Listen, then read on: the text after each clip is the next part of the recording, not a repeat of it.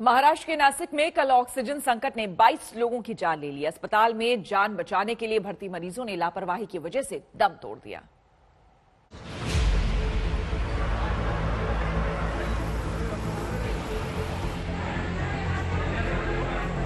काय करू रे प्रकाश प्रकाश आता नंतर सकाळी येऊन पेशंट आहे क्रिटिकल, वरती आलो तर बघतो काय उठून आहे शून्य। कौन इस गुस्से का जवाब देगा? कौन इन आंसुओं का हिसाब देगा? लोगों की किसे परवाह है? लोगों की किसे कद्र है? अगर होती तो 22 लोग इस तरह से तड़प तड़प कर न मरते। डेथ टोल 22 है। वो इस अस्पताल में जो टाँकी बिठाई गई थी, उस टाँकी का कॉक डैमेज होने की वजह से सवेरे प्रेशर नीचे आ गया। इस वजह से इन्वेजिव वेंटिलेटर पे जितने भी लोग थे उनको ऑक्सीजन टाइम पे मिला नहीं। 22 लोगों की मौत हो चुकी है। वो टाँकी इमीडिएटली एक आधे घंटे के अंदर भी शुरू हो गई। वो अभी उसी टाँकी से सप्लाई हो रहा है, लेकिन इस दौरान जो प्रेशर कम हुआ उस वजह से यह हादसा हुआ। 22 लोगों की सांसें छीन ली, लेकिन सिस्टम के लिए ये हादसा है और सिर्फ मौत का आंकड़ा। इससे ज्यादा कुछ उम्मीद मत करो, क्योंकि ये सोचकर ही गुस्सा आएगा कि जहां ऑक्सीजन नहीं है वहां ऑक्सीजन की कमी से जान जा रही है, और जहां ऑक्सीजन है वहां ऑक्सीजन की लीकेज ने मार डाला। नासिक के इस जाकिर हुसैन अस्पताल में जब ऑक्सीजन टैंक से लीकेज हुआ, उस वक्त अस्पताल में 157 कोविड मरीज भर्ती थे।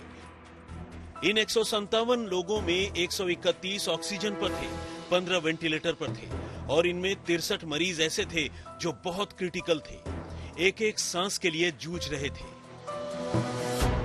सोचिए, ऐसी हालत में ऑक्सीजन की सप्लाई अगर किसी भी अस्पताल में रुक जाए तो क्या होगा? वही नासिक के इस अस्पताल में हुआ। 12:30 बजे के करीब ऑक्सीजन टैंक का एक सॉकेट टूटा और लीकेज शुरू हो गया। इसे ठीक करने के लिए मैकेनिक बुलाए गए, लेकिन जब तक अस्पताल में भर्ती मरीजों के लिए दूसरी व्यवस्था की जाती, जब तक भर्ती मरीजों को निकाला जाता, तब तक 22 मरीज दम तोड़ चुके थे। पासून यांच्याकडे ऑक्सिजन नाही, काल रात्रीपासून यांच्याकडे। आता नंतर सकाळी येऊन पेशंट आहे क्रिटिकल, वरती आलो तर बघतो काय उठून आहे शून्य। कुठे पुरं हॉस्पिटल फिरलो मी, मला उठू कुठंच भेटला नाही। आणि 5-10 मिनिटात त्यांची लाईन लीक झाली, ओटू नंतर लाईन लीक झाली। काय सांगायला बाकी काय राहिलं तयार नाही। परिस्थिती त्याची तब्येतीत सुधारणा होती, स्टेबल होता।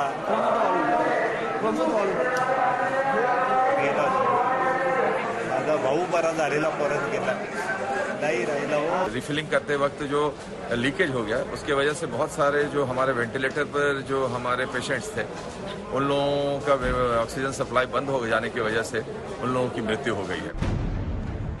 अस्पताल के जिस टैंक से लीकेज हुआ, वो 13,000 लीटर का टैंक अभी 20 दिन पहले ही लगाया गया था।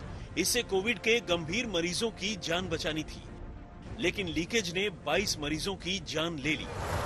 सरकार की बेजवाबदारी के कारण ये मृत्यु हत्या है। 22 मार्च को मैंने नासिक मेयर के साथ में यहाँ पर विजिट की थी। म्युनिसिपल कमिश्नर, सिविल सर्जन को वार्न किया था। 22 लोगों की हत्या के लिए तुरंत क्रिमिनल नेग्लिजेंस के अंतर्गत कार्रवाई होनी चाहिए। बीजेपी ने इसे हादसा नहीं हत्या कहा है। इसकी जांच के आदेश भी सीएम ने दे दिए हैं, लेकिन हादसे पर जिम्मेदारी लेने वाला कोई नहीं है। जो मिसहैप वहाँ पर हुआ है वो बहुत ही दुर्भाग्यपूर्ण घटना है, और लीकेज वॉल से लीकेज हुआ, और वॉल का लीकेज के वजह से प्रेशर ड्रॉप हो गया, और प्रेशर ड्रॉप के वजह से कुछ ये जो इंसिडेंट हुआ है या मिसहैप हुआ है, ये कैजुअलिटीज हुई है, ये हुई है। मैं वहाँ पर वो ये जो हॉस्पिटल है ये महानगर पालिका का हॉस्पिटल है, यानी महाराष्ट्र में जैसा कि महानगर पालिका का हॉस्पिटल अर्बन डेवलपमेंट डिपार्टमेंट के पास होता है, और मुझे लगता है कि वहाँ के कमिश्नर से मेरी बात हुई, और अभी स्थिति ठीक है। वहाँ के जो लोकल गार्डियन मिनिस्टर है मिस्टर भुजबल वहाँ पर गए हैं, और मैं और एफडीए मिनिस्टर भी हम वहाँ पर जा रहे हैं।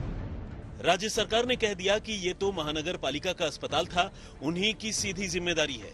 बीजेपी ने राज्य सरकार को कटघरे में खड़ा किया तो विरोधी बीजेपी पर सवाल कर रहे हैं। जो जाकिर हुसैन हॉस्पिटल है ये महानगर पालिका के कार्य क्षेत्र में आता है और महानगर पालिका में जो शासन है वो भारतीय जनता पार्टी का शासन है। जो टैंक में लीक हुआ ऑक्सीजन, वो टैंक भी हाल ही में बिठाया गया था और वो भी महानगर पालिका ने भारतीय जनता पार्टी के नेताओं के देखरेख में उसको बिठाया गया था। तो इसकी भी जवाबदेही होनी चाहिए।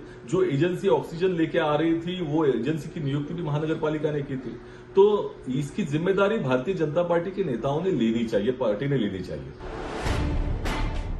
एक दूसरे को जिम्मेदार ठहराने और खुद को बचाने के बीच सवाल तो यह है कि लोगों को इस बेरहमी से कौन बचाएगा कि कभी ऑक्सीजन की कमी से जाने जा रही हैं, कभी दवाओं की कमी से जाने जा रही हैं, कभी इस तरह के लीकेज से मौत हो रही है।